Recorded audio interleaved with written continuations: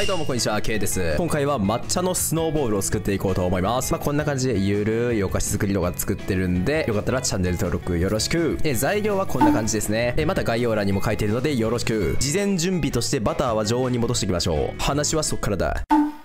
いつも通りバターをしっかりほぐしてグラニュー糖を加えて白っぽくなるまでひたすら混ぜましょう。別にグラニュー糖じゃなくても粉糖でもいいよ。で白っぽくなってふわっとしてきたら粉系を加えていきます。で粉系をねあらかじめ一つにまとめちゃいましょう。薄力粉、抹茶、アーモンドパウダー、これを全部ね一つにまとめてからこんな感じでふるっていきます。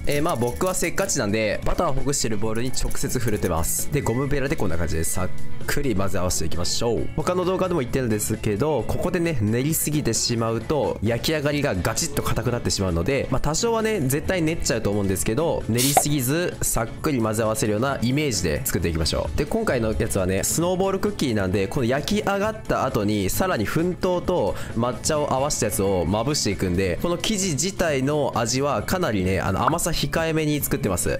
この生地自体めちゃめちゃ水分少ないので、最終的に粉気がなくなってそぼろみたいにボロボロするような状態になったら OK です。はい、こんな感じですね。まとまらないんですが、ある程度ねそぼろみたいにこうホロホロボロボロとしてきたら、あとはね手で成形していきましょう。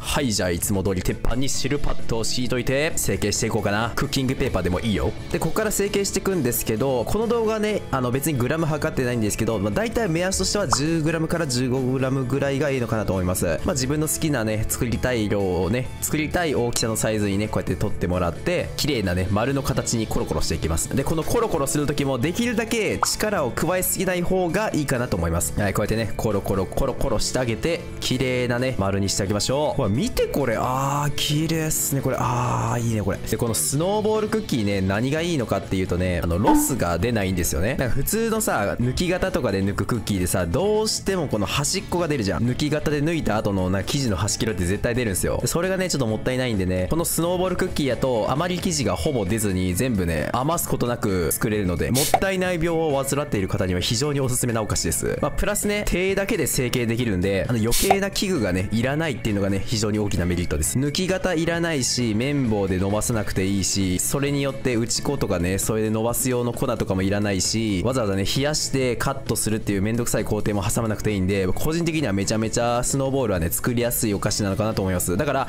お菓子作り最近始めたよって方はぜひともねスノーボールクッキーから作ってみるとめちゃめちゃね簡単に作れるのでやってみたらいいのかなと思います。それに普通に美味しいしね。はい、できました。こんな感じで、じゃあ次焼いていこうぜ。焼きムラが出ないように鉄板にね等間隔に並べていきましょう。で170度のオーブンでだいたいこのサイズやと15分前後ぐらいね焼いていこうと思います。はい、いってらっしゃい。いいね、すごくいい感じ。